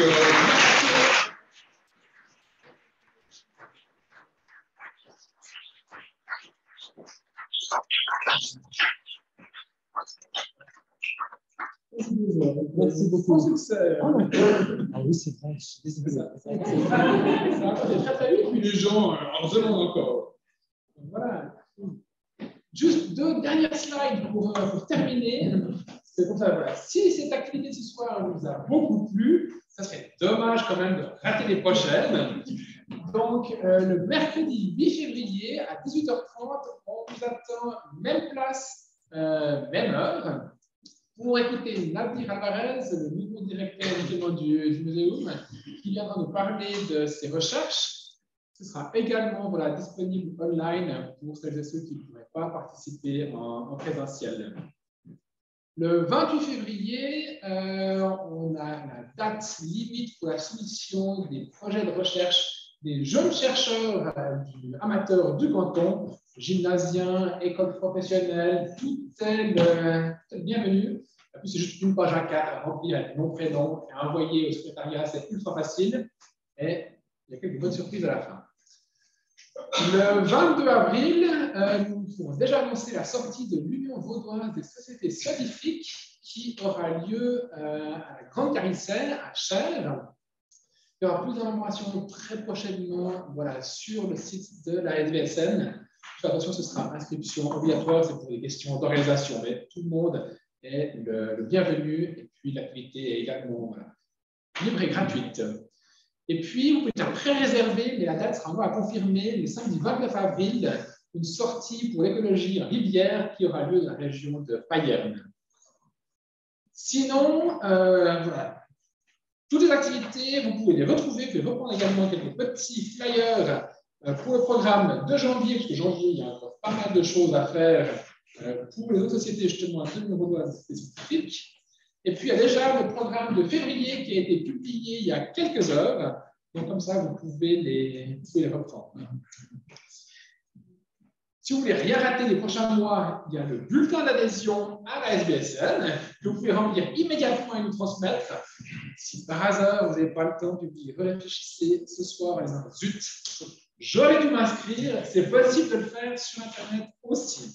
Pas de problème. Sinon, voilà. Il y a le livre de Christophe qui est disponible ici pour celles et ceux qui aimeraient apprendre davantage sur ces aurores, ou justement son cours à l'Université populaire. Alors disponible à la bonne librairie de la place centrale, si vous voyez. Et puis sinon, on a tout plein de sponsors qui nous ont soutenus tout au cours de l'année, ou spécialement ce soir, justement avec les voyages Contiki à regarder. Ils peuvent vous emmener à la recherche des aurores. Et puis, voilà aussi quelques partenaires qui sont très importants pour la société. Ce n'est pas noté dans le programme, mais autour du 20 mars, nous aurons l'Assemblée générale où on recherche deux membres bénévoles pour la société, entre autres quelqu'un spécialisé pour un contact pour l'ICASTER enseignement. Et puis, il y aura beaucoup de travail dans l'année. Donc, les gens qui seraient intéressés là peuvent venir nous en parler. Ou autrement, il y a aussi la possibilité de rejoindre directement le bureau de la SBSN avec un membre qui partira après quelques années de bon service. Voilà. Merci beaucoup à toutes et tous. Si vous avez d'autres questions,